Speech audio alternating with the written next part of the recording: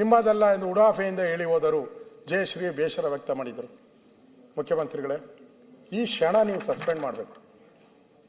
ನನಗೋಸ್ಕರ ಅಲ್ಲ, ಮಾಡಬೇಡಿ. ಈ ಸರ್ಕಾರ ಕಟ್ಟುನಿಟ್ಟಿದೆ. ಈ ಸರ್ಕಾರ ಇಂಥ ಕಳ್ಳರಿಗೆ, ಕದೀಮರಿಗೆ ಮಣೆ ಹಾಕಲ್ಲ. ಇಂಥ ದ್ರೋಹಿಗಳು ಸರ್ಕಾರಕ್ಕೆ ಕೆಟ್ಟ ಹೆಸರು ತರ್ತಾ ಇದ್ದಾರೆ. ಒಂದು ನಿಮಿಷನೂ ಅವ್ರನ್ನ ಅಲ್ಲಿ ಇರೋಕೆ ಬಿಡಲ್ಲ. ಹೇಳಿ. ಮಾಜಿ ಸಂಸದೆ ಅವರ ತಂದೆ, ತಾತ, ಮುತ್ತಾತ ಎಲ್ಲರೂ ಕೂಡ ಈ ನಾಡಿನ ಕಲೆಯನ್ನ, ಜಾನಪದ ಕಲೆಯನ್ನ, ರಂಗಭೂಮಿ ಕಲೆಯನ್ನ, ಕರ್ನಾಟಕದ ಕೀರ್ತಿಯನ್ನ ದೇಶ ಮಟ್ಟದಲ್ಲಿ ಎತ್ಕೊಂಡೋಗಿ ತೋರಿಸ್ತಂತ ಒಂದು ಕುಟುಂಬ ಅದು. ಗುಬ್ಬಿ ಕೇಳಿದ್ದೀರ ತಾವು? ಗುಬ್ಬಿ ಅವರು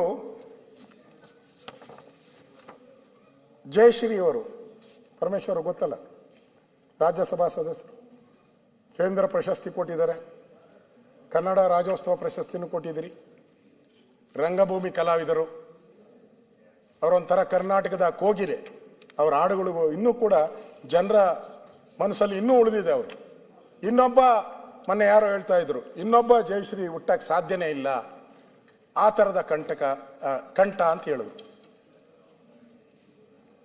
ಪದ್ಮಶ್ರೀ ಪುರಸ್ಕೃತ ರಂಗಭೂಮಿ ಕಲಾವಿದೆ ಬಿ ಜಯಶ್ರೀ ರಾಜ್ಯಸಭಾ ಸದಸ್ಯರು.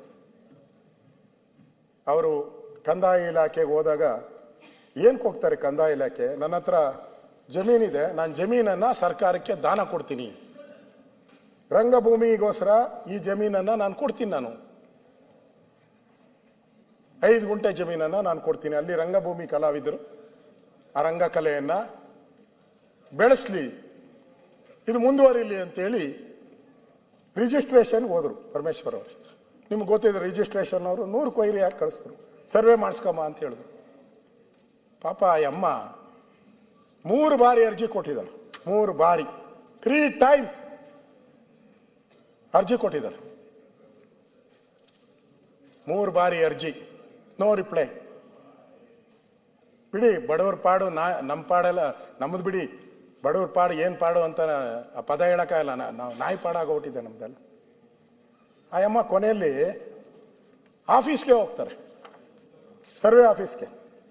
ಅವನು ಯಾವನೋ ADLR ಹೇಳ್ತಾನೆ, ನಿಮ್ಮ ಕೆಲಸಕ್ಕಿಂತ ನಮ್ಮ ಮೇಲಾಧಿಕಾರಿಯೇ ಕೆಲಸ ಮುಖ್ಯ. ADLR ಅವನು ಹೇಳೋದು. ಜಯಶ್ರೀ ಅವರು ಸ್ಟೇಟ್ಮೆಂಟ್ ಮಾಡಿದ್ದಾರೆ, ಸರ್ವೇರ್ ಉಡಾಫೆಯಿಂದ ವರ್ತಿಸುವುದಲ್ಲದೆ ಉದ್ದಟನದ ಮಾತುಗಳನ್ನಾಡಿ ಬೇಸರ ಉಂಟು ಮಾಡಿದ್ದಾರೆ. ಮಾಜಿ ಸಂಸದೆಯಾದ ನನ್ನನ್ನೇ ಅಲೆದಾಡಿಸಿರುವ ಇವರು ಸಾರ್ವಜನಿಕ ಕೆಲಸ ಮನ್ನಣೆ ಕೊಡುತ್ತಾರೆಯೇ? ಜಯಶ್ರೀ ಕಲಾವಿದೆ. ನಮ್ಮ ಕನ್ನಡ ಸಂಸ್ಕೃತಿ ಇಲಾಖೆಯ ಮಂತ್ರಿನೂ ಇಲ್ಲೇ ಇದ್ದಾರೆ. ಕಿವಿ ತೆಗೆದ್ಬಿಟ್ರು, ನಾನು ಹೇಳಿದ ತಕ್ಷಣ ಕಿವಿಗೆ ಹಾಕೊಂಡಿದ್ದು ತೆಗೆದ್ಬಿಟ್ರು, ಯಾಕಪ್ಪ ನನಗೆ ಅಂತ ಹೇಳ್ಬಿಟ್ಟು. ಇರಲಿ, ಇಲ್ಲಿ ಹೇಳ್ಬಿಡ್ತೀನಿ, ಅದನ್ನ ಹೇಳ್ಬಿಡ್ತೀನಿ. ದಾನ ಕೊಡಕ್ಕೆ ಹೋದಂತ ಜಮೀನ್ಗೆ ಸರ್ವೆ ಮಾಡೋಣಕ್ಕೆ ನೀನು ಲಂಚಕ್ಕೋಸ್ಕರ ಅಲಿಸ್ತಾ ಇದ್ದೀರಲ್ಲ. ಇಂಥ ಕಲಾವಿದೆ ಜಯಶ್ರೀ, ರಾಜ್ಯಸಭಾ ಸದಸ್ಯರು, ಪದ್ಮಶ್ರೀ, ಏನಕ್ಕೆ ಬೇಕು ಅವ್ರಿಗೆ? ರಾಜ್ಯಸಭಾ ಪದ್ಮಶ್ರೀ, ರಂಗಭೂಮಿ ಕಲಾವಿದೆ, ಟಿವಿಗಳಲ್ಲಿ ದಿನನಿತ್ಯ ನೋಡಿದ್ದಾರೆ ಆ ಅಮ್ಮ ಆಡೋ ಹಾಡನ್ನ. ಆ ಅಮ್ಮ ನೋವಿನಿಂದ ಹೇಳಿದಾಳೆ, ನನ್ನನ್ನು ಅಲಿಸಿ ಅಲ್ಲಿಂದ ಕಳಿಸಿದ್ದಾರೆ, ನಿನ್ನ ಕೆಲಸ ಮುಖ್ಯ ಅಲ್ಲ ನನಗೆ, ನಮ್ಮ ಅಧಿಕಾರಿ ಕೆಲಸ ಮುಖ್ಯ ಅಂತ ಹೇಳಿದ್ದಾರೆ. ನಾಚಿಕೆ ಆಗ್ಬೇಕಲ್ಲ ಈ ಸರ್ಕಾರಕ್ಕೆ. ಗೌರವ ಇದ್ದಿದ್ರೆ 1 ನಿಮಿಷಕ್ಕೆ ಸಸ್ಪೆಂಡ್ ಮಾಡ್ಬೇಕಾಯ್ತು. ಮಾಡಿದ್ದೀರಾ? ಯಾಕೆ ಮಾಡಿಲ್ಲ? ಹೇಳ್ಬೇಕು, ಉತ್ತರ ಕೊಡ್ಬೇಕು ಇದಕ್ಕೆ. ಇನ್ನೆಷ್ಟು ಜನಕ್ಕೆ ಅವಮಾನ ಮಾಡ್ತೀರ ಕಲಾವಿದರಿಗೆ? ನಿಮ್ಮ ಪುಸ್ತಕದಲ್ಲಿ ಎಲ್ಲ ಹಾಕಿದ್ದೀರ, ನಾನು ಓದ್ನಲ್ಲ. ಕಂದಾಯ ಇಲಾಖೆ ಪಾರದರ್ಶಕ ಸರ್ವೆನಲ್ಲಿ, ಈ ಖಾತಾ ಅಲ್ಲಿ ಎಲ್ಲಾನು ಪಾರದರ್ಶಕ ತಂದಿದ್ದೀರಿ ಅಂತ ಓದಿಸಿದ್ದೀರ ಗವರ್ನರ್ ಕೈಲಿ. ಇಲ್ಲ, ಓದಿದ್ದೀನಿ ನಾನು. ಪಾರದರ್ಶಕ. ಅಶೋಕಣ್ಣ, ಒಂದೇ ಒಂದು ನಿಮಿಷ ಅಶೋಕಣ್ಣ. ಅಧ್ಯಕ್ಷರೇ, ಇದು ದೊಡ್ಡ ಹಗರಣ. ನಾನು ಇದ್ರ ಬಗ್ಗೆ 1500 ಕೇಸು 1 to 5 ಮಾಡಬೇಕು. ನಾವು ಕೂತ್ಕೊಂಡು ತಹಸೀಲ್ದಾರ್ ಆಫೀಸಲ್ಲಿ ಮಾಡಿ ಅವರ ADR ಅಲ್ಲಿ ಕಳಿಸಿದ್ರೆ ಮಡಿಕಲ್ ಕೂತವನೆ ಯಾಕೆ ಇಷ್ಟು ಅಂತ ಫಿಕ್ಸ್. ಆ ವಿಷಯನ ನಾನು ಮಾನ್ಯ ಮುಖ್ಯಮಂತ್ರಿ ಪತ್ರ ಮುಖಾಂತರ ನಾನು ಲೆಟರ್ ಬರ್ದು ಕೊಟ್ಟಿದ್ದೆ. ಎನ್ಕ್ವೈರಿ ಮಾಡ್ತೀನಿ ಕಣೆ ಅಂದ್ರು, ಅದು ಏನಾಯ್ತು ಅಂತ ಗೊತ್ತಿಲ್ಲ. ಸನ್ಮಾನ್ಯ ನಮ್ಮ ಕೃಷ್ಣ ಬೈರೇಗೌಡರು ಹೋಗಿ ಕೂತ್ಕೊಂಡು ಸಸ್ಪೆಂಡ್ ಮಾಡಪ್ಪ ಅವ್ರನ್ನ ಅಂದ್ರೆ ಮಾಡ್ತೀನಿ ನೋಡ್ತೀನಿ. ಏನಾಗಿದೆ, ನಾವು ಮಂಜೂರು ಮಾಡ್ತೀವಿ. ಇವತ್ತು ಜಮೀನ್ ಬೆಲೆ ಜಾಸ್ತಿ ಆಗಿದೆ, ಇಲ್ಲ ಅಂತ ನಾನು ಹೇಳಕ್ಕಿಲ್ಲ. ಕುಂಟೆಗೆ ಲಕ್ಷಾಂತರ ರೂಪಾಯಿ ಆಗಿದೆ. ಲಕ್ಷಾಂತರ ರೂಪಾಯಿ ಅವ್ರು ಉತ್ತವ್ರೆ 34 ವರ್ಷ ಅವ್ರ ಪೊಸಿಷನ್ ಅವ್ರೆ. ಇವ್ರಿಗೇನು ಕೆಲಸ 1 to 5 ಮಾಡಿ ಖಾತೆ ಮಾಡಿಕೊಡಕ್ಕಾಗಲ್ವಾ? ನಮ್ಮಲ್ಲಿ 1500 ಕೇಸ್ ಫೈಲ್ ಪೆಂಡಿಂಗ್ ಇದೆ. ನಾನು ಮುಖ್ಯಮಂತ್ರಿ ಗಮನ ಸೆಳೆದಿದ್ದೀನಿ, ಮುಖ್ಯಮಂತ್ರಿ ಜೊತೆ ಹೇಳಿದ್ದೀನಿ, ಆದರೂ ತಗೊಂಡಿಲ್ಲ. ಈಗಲೂ ತಮ್ಮ ಮುಖಾಂತರ ಮುಖ್ಯಮಂತ್ರಿ ವಿನಂತಿಸ್ತೀನಿ, ಕೂಡಲೇ ಅವನು ADಯನ್ನು ಸಸ್ಪೆಂಡ್ ಮಾಡಿ ಜನಕ್ಕೆ ನ್ಯಾಯ ಕೊಡಿಸಿ ಅಂತ ನಾವು ಒತ್ತಾಯ ಮಾಡ್ತಿದ್ದೆ. ಅಧ್ಯಕ್ಷ, ಮುಖ್ಯಮಂತ್ರಿಗಳು ಬಂದಿದ್ದಾರೆ. ಅವರು ಕನ್ನಡವೇ ಸತ್ಯ, ಕನ್ನಡವೇ ನಿತ್ಯ ಫಸ್ಟ್ ಪ್ರಾರಂಭ ಮಾಡಿದ್ದೆ ಅಲ್ಲಿಂದ. ಮಾತತ್ರ ಸಂಧಿಗಳಿಗೆ ಹೋಗ್ತಾರೆ, ನಾನು ಹೋಗಲ್ಲ ಸಂಧಿ ವಿಚಾರಕ್ಕೆ. ಅಲ್ಲಿ ಬಂದಿದೆಯಲ್ಲ ಮುಖ್ಯಮಂತ್ರಿಗಳೇ, ನನಗೋಸ್ಕರ ಬೇಡ ನಾನು ಹೇಳೋದು. ಒಂದು ರಾಜ್ಯಕ್ಕೆ ಒಂದು ಸಂದೇಶ ಹೋಗ್ಲಿ, ಮೆಸೇಜ್ ಹೋಗ್ಲಿ. ಅಧಿಕಾರಿಗಳಿದೆ ಆರ್ಭಟ, ಕೇಳೋರಿಲ್ಲ ಹೇಳೋರಿಲ್ಲ, ದುಡ್ಡು ಕೊಟ್ರೆ ಕೆಲಸ ಇಲ್ಲ ಅಂದ್ರೆ ಕೆಲಸ ಇಲ್ಲ ಅಂತಾರೆ. ಒಂದ್ ಸರಿ ಎದ್ದು ನಿಂತು, ತಾವು ಹಿಂದೆ ನೋಡ್ಬೇಡಿ, ಎದ್ದು ನಿಂತು ಇದು ಮಾಡಿರೋದೆಲ್ಲ ಪತ್ರಿಕೆಯಲ್ಲಿ ಬಂದಿದೆ.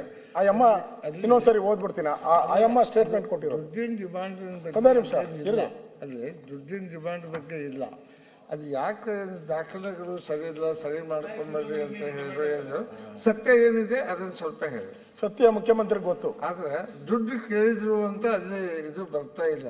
ಅದೇನಾಗಿದೆ, ಇನ್ನೇನು ಕಸಾಯಿಸ್ತಾರೆ. ಸರಿ ಇಲ್ಲದೆ ನೆಕ್ಸ್ಟ್ ಐತೆ ಹೇಳ್ತೀನಿ, ನೆಕ್ಸ್ಟ್ ಐತೆ ಹೇಳ್ತೀನಿ. ಅದನ್ನು ಯಾಕೋ ತಾವು ಫುಲ್ ರೆಡಿಯಾಗಿ ಬಂದಂಗಿದೆ. ದುಡ್ಡು ಕೇಳಿದ್ರು ಅಂತ ಹೇಳೋದು ಅಷ್ಟು ಸಮಂಜಸ. ಮುಖ್ಯಮಂತ್ರಿಗಳು ತಾವು ಇರಲಿಲ್ಲ. ಜಯಶ್ರೀ ಅವರು ಗೊತ್ತಿದೆ ತಾನೇ ಅಧ್ಯಕ್ಷ, ನಿಮ್ಗೆ ಗೊತ್ತಿದೆ. ರಾಜ್ಯಸಭಾ ಸದಸ್ಯರು ಮಾಡಿದ್ದು ನೀವೇ ಅನಿಸ್ತೈತೆ, ಮಾಡಿದ್ದ ನಿಮ್ಮ ಸರ್ಕಾರ. ಇಲ್ಲ ನಿಮ್ಮ ಸರ್ಕಾರ. ಅವ್ರಿಗೆ ಪದ್ಮಶ್ರೀ ಕೇಂದ್ರ ಸರ್ಕಾರ ಕೊಟ್ಟಿತ್ತು, ನೀವು ಕನ್ನಡ ರಾಜ್ಯೋತ್ಸವ ಪ್ರಶಸ್ತಿ ಕೊಟ್ರಿ, ಎಲ್ಲ ನಾವು ಕೊಟ್ಟಿದ್ದೀರಿ. ಆಯಮ್ಮ ಸ್ಟೇಟ್ಮೆಂಟ್ ಕೊಟ್ಟಿರೋದು ನಾನು ಹೇಳ್ತಾ ಇರೋದು. ಸರ್ವೇಯರ್ ಉಡಾಫೆಯಿಂದ ವರ್ತಿಸುವುದಲ್ಲದೆ ಉದ್ದಟತನದಿಂದ ಮಾತುಗಳನ್ನಾಡಿ ಬೇಸರ ಉಂಟು ಮಾಡಿದ್ದಾರೆ. ಮಾಜಿ ಸಂಸದೆಯಾದ ನನ್ನನ್ನೇ ಅಲೆದಾಡಿಸ್ತಿರುವ ಇವರು ಸಾರ್ವಜನಿಕ ಕೆಲಸ ಮನ್ನಣೆ ಕೊಡುತ್ತಾರೆಯೇ? ಜಯಶ್ರೀ, ಯಾವುದು ಸಣ್ಣದು 5 ಗುಂಟೆ ಜಮೀನನ್ನ ದಾನ ಕೊಡ್ತೀನಿ ರಂಗಭೂಮಿಗೆ, ಸರ್ಕಾರಕ್ಕೆ ಅಂತ. ದಾನ ಕೊಡೋದಕ್ಕೂ ನೀವು ಕಮಿಷನ್ ಕೇಳ್ತೀರಾ, ಅಲೆದಾಡಿಸ್ತೀರಾ. ಇವತ್ತು ದಾನ ಪ್ರಕ್ರಿಯೆ ನಡೆಸಲು ಅವಶ್ಯಕವಾದ ಸರ್ವೆ ಮಾಡಲು ಭೂಮಾಪನ ಇಲಾಖೆಗೆ 3 ಬಾರಿ ಅರ್ಜಿ ಸಲ್ಲಿಸಿ ನಿಗದಿತ ಶುಲ್ಕವನ್ನ 3 ಬಾರಿ ಪಾವತಿಸಿದರೂ ಕೆಲಸವಾಗಿಲ್ಲ. 3 ಸರಿ ಅರ್ಜಿ ಹಾಕವ್ರೆ, 3 ಸರಿನೂ ದುಡ್ಡು ಕಟ್ಟವ್ರೆ. ಸರ್ವೇಯರ್ ಸೂಚನೆಯಂತೆ ಬೆಂಗಳೂರಿನಿಂದ ಸರ್ವೆ ಇಲಾಖೆ ಕಚೇರಿಗೆ ಬಂದೆ. ಆ ಅಮ್ಮನಿಗೆ ರಾಜ್ಯಸಭಾ ಸದಸ್ಯರು ಪದ್ಮಶ್ರೀ. ಮನೆ ಬಾಗಿಲಿಗೆ ಸರ್ಕಾರ ಅಡ್ವರ್ಟೈಸ್ಮೆಂಟ್ ಸಿದ್ದರಾಮಯ್ಯನವರು. ಇಲ್ಲಿ ಅವರು ನೀನ್ ಬಾ ಇಲ್ಲಿಗೆ ಅಂತ ಕರೆದ್ರು. ಯಾರನ್ನ? ಜಯಶ್ರೀ ಅವ್ರನ್ನ. ಬರ್ರಿ ಇಲ್ಲೇ ಅಂತ ಕರೆದು ಕಚೇರಿಗೆ ಬಂದೆ. ಆದರೆ ಸರ್ವೇಯರ್ ಶಿವಾನಂದ ಬೇರೆ ಕೆಲಸ ಸರ್ವೆ ಇದೆ ಅಂತ ಹೊರಟೋದ್ರು. ಅವರೇ ಕರೆದಿದ್ದು. ನಮ್ಮ ಮೇಲಧಿಕಾರಿಯ ಕೆಲಸವಿರುವ ಫೋನ್ ಬಗ್ಗೆ ಬಂದಿದೆ, ಹಾಗಾಗಿ ನಿಮ್ಮ ಕೆಲಸ ನನಗೆ ಮುಖ್ಯ ಅಲ್ಲ. ಇದೇ ವರ್ಡ್ ಹೇಳಿದ್ದಾರೆ, ನಿಮ್ಮ ಕೆಲಸ ನನಗೆ ಮುಖ್ಯ ಅಲ್ಲ. ಆಯಮ್ಮ ಹೇಳಿರೋದು. ಆಯಮ್ಮ ಸುಳ್ಳು ಹೇಳ್ತಾರ? ಯಾರ ರಾಜಕಾರಣಿ ಆದರೆ ಬೇರೆ ಯಾರಾದರೂ ಬಿಟ್ಬಿಡಿ. ನಿಮ್ಮದಲ್ಲ ಎಂದು ಉಡಾಫೆಯಿಂದ ಹೇಳಿ ಹೋದರು. ಜಯಶ್ರೀ ಬೇಸರ ವ್ಯಕ್ತ ಮಾಡಿದರು. ಮುಖ್ಯಮಂತ್ರಿಗಳೇ, ಈ ಕ್ಷಣ ನೀವು ಸಸ್ಪೆಂಡ್ ಮಾಡಬೇಕು. ನನಗೋಸ್ಕರ ಅಲ್ಲ, ಮಾಡಬೇಡಿ. ಈ ಸರ್ಕಾರ ಕಟ್ಟುನಿಟ್ಟಿದೆ. ಈ ಸರ್ಕಾರ ಇಂಥ ಕಳ್ಳರಿಗೆ ಕದಿಮರಿಗೆ ಮಣೆ ಹಾಕಲ್ಲ. ಇಂಥ ದ್ರೋಹಿಗಳು ಸರ್ಕಾರಕ್ಕೆ ಕೆಟ್ಟ ಹೆಸರು ತರ್ತಾ ಇದ್ದಾರೆ. ಒಂದು ನಿಮಿಷನೂ ಅವ್ರನ್ನ ಅಲ್ಲಿ ಇರೋಕೆ ಬಿಡಲ್ಲ. ಹೇಳಿ, ರಾಜ್ಯಕ್ಕೆ ಒಂದು ಮೆಸೇಜ್ ಹೋಗ್ತದೆ. ಮೊನ್ನೆ ಬೇರೆ ಸುನೀಲ್ ಹೇಳಿದ್ದಾರೆ, ಆ ಖಡಕ್ ಮುಖ್ಯಮಂತ್ರಿ ಹೊರಟೋಟ್ರು ಅಂತ. ಇವಾಗ ಗೊತ್ತಾಗ್ತತೆ. ಈಗ ಹೇಳಿ, ಯಾರು ADLR ಮಾಡಿದ್ದಾರೆ ಅವನಿಗೆ ಸದನದಿಂದಾನೇ ಪನಿಷ್ಮೆಂಟ್ ಹೋಗಿ ಬುದ್ಧಿ ಬರ್ತೈತೆ ಇವ್ರಿಗೆಲ್ಲ. ಇಂಥವ್ರಿಗೆ ಹಿಂಗಾದ್ರೆ ಈ ಕಲಾವಿದರ ಪಾಡಿ ಏನು ಕರ್ನಾಟಕದಲ್ಲಿ? ಇದು ಬಹಳ ನೋವಿನ ಸಂಗತಿ. ನಾನು ಕೂಡ ಮುಖ್ಯಮಂತ್ರಿಗಳು ಇದಕ್ಕೆ ರಿಯಾಕ್ಟ್ ಮಾಡ್ತಾರೆ ಅಂತ ತಿಳ್ಕೊಂಡಿದ್ದೆ. ಯಾಕೋ ಸುನೀಲ್ ನೀ ಹೇಳ್ದಂಗೆ ಆದಂಗೆ ಐತೆ, ಖಡಕ್ ಇದ್ದಂಗೆ ಕಾಣಿಸಿಲ್ಲ ನಮ್ಮ ಮುಖ್ಯಮಂತ್ರಿಗಳು. ಅದರಿಂದ ಈ ಅಧಿಕಾರಿನ ಸಸ್ಪೆಂಡ್ ಮಾಡಬೇಕು. ಅವನ್ನ ಮಾಡಿಲ್ಲ ಅಂದರೆ ರಾಜ್ಯಕ್ಕೆ ಒಂದು ಮೆಸೇಜ್ ಹೋಗ್ತೈತೆ, ಲಂಚ ಇಲ್ದಿರ ಈ ಸರ್ಕಾರದಲ್ಲಿ ಏನು ಆಗಲ್ಲ ಅನ್ನೋ ಮೆಸೇಜನ್ನು ಹೋಗುತ್ತೆ ಅಧ್ಯಕ್ಷ. ಇನ್ನು ಬೆಂಗಳೂರಿನ ಸ್ಥಿತಿ ಶುರುವಾಗಿದೆ 11 ಗಂಟೆಗೆ ಸರ್. ನೀವು ಮಧ್ಯಾಹ್ನ ಮಾತಾಡಿ ಸರ್, ಮಧ್ಯಾಹ್ನ ಮಾತಾಡಿ, ಶಾರ್ಟ್ ಮಾಡಿ ಉತ್ತರ ಕೊಟ್ಟು. ಅಲ್ಲಿ ಏನಂತೆ ಅಲ್ಲಿ ಇಲ್ಲೊಂದು ಅವರ್ ಅಲ್ಲೊಂದು ಅವರ್ 2 ಅವರ್ ನಿಮ್ಗೇನಿಲ್ಲ. ನಾನು ಸರ್ 11 ಕಾಲಕ್ಕೆ ಶುರು ಮಾಡಿಸಿದ್ದು, 11 ಕಾಲ, ಅದರಲ್ಲಿ ಗಲಾಟೆ ಸುರೇಶ್ ಅಂತ.